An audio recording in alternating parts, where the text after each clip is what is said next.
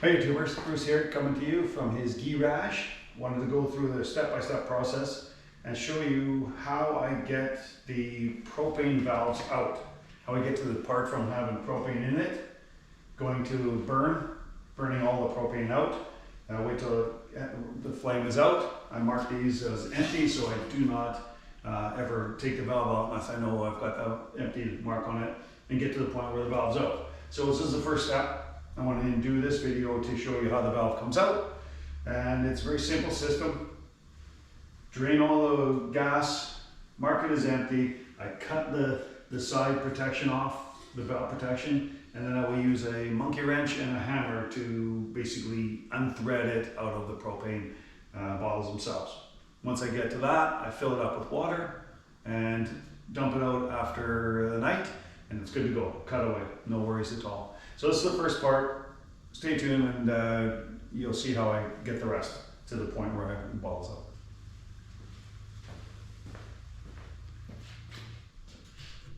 In my video, how to take apart the valve from the actual empty propane tank. So I've seen a lot of videos, and I haven't seen a lot of videos, but I've seen a lot of videos started with the valve out and everything like that. But I haven't seen many here with taking them out. So I'm gonna take this one out.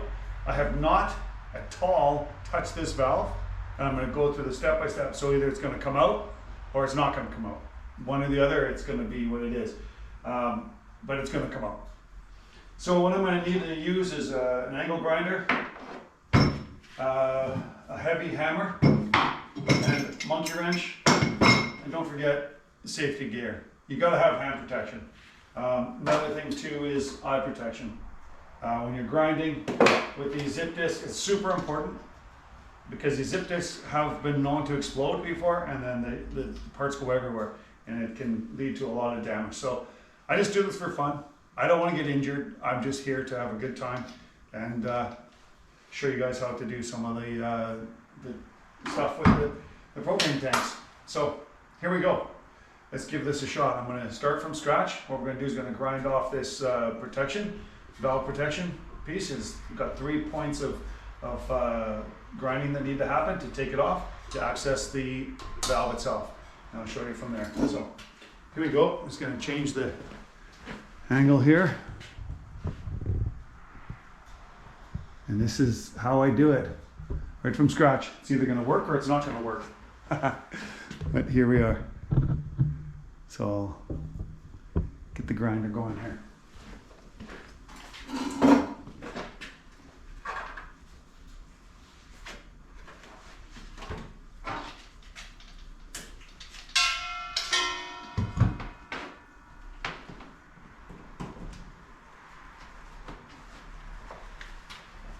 Now, just to let you know, I built this this bench yesterday in another video. It's all set to accept my tanks. I can stand them up here and work on them, or I can put them down and work on them. Cut the grinding off with grind them like that.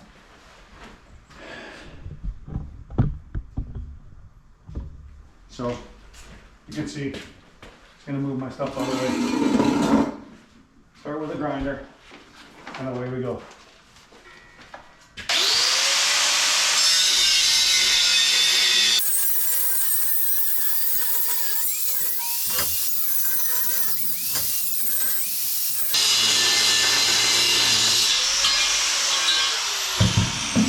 Done.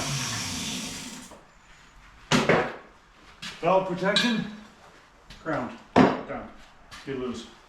Now, for the fun stuff. Don't know how this is gonna go, but let me put you down onto the ground, because here we go with this.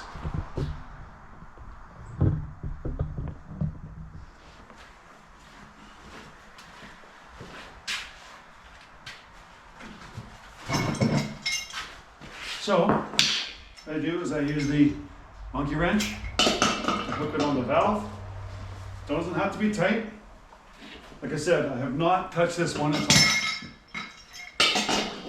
It does not have to be on there tight, it just has to be on there. And I find I just sit on it with the towel down here and just smash it. Stacking it up, lefty loosey, righty tighty.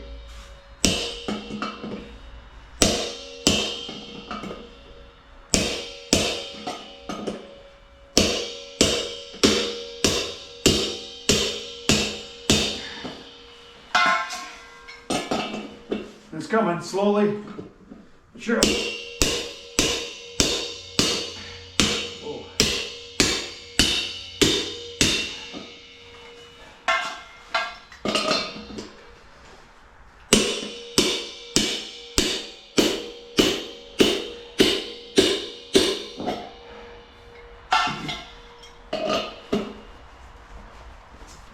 There she goes.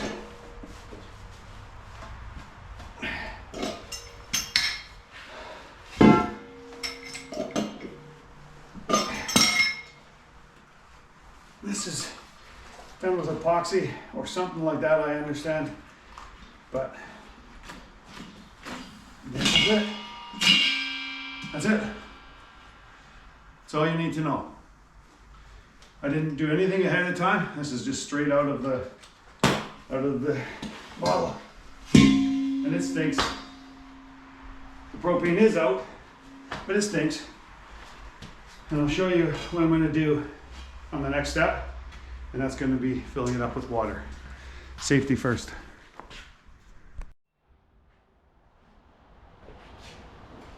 Hey YouTube, I just wanted to close out this video today with a little talk about safety.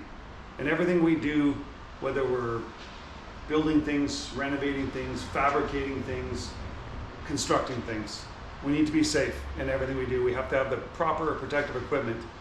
We need to understand how all the dynamics of everything works and how we can get injured, and think ahead so we don't get injured. I talked about eye protection, whether you're using power equipment, sledgehammers and hammering and things, and the damage that can be done that way. I talk about lung protection, whether you're cutting and grinding of metals and particles in the air. I talk about hand protection, using on power tools or hand tools, ear protection. And of course the grinders, deadly pieces of equipment. I don't know how many videos I've seen where guys are using these one-handed without a guard. That's just an accident waiting to happen. If you understand the dynamics of when something goes south, these are not good tools to be single-handed and no guards. So I always would like to keep the guards on there and protecting ourselves from that. That said, I do operate this one, the wire wheel, without a guard. I have all my protective equipment in place that I can, and I take the guard off. I use it. It's easier to getting into areas that to reach without the guard, and you tradesmen can understand the same thing, and that's about it.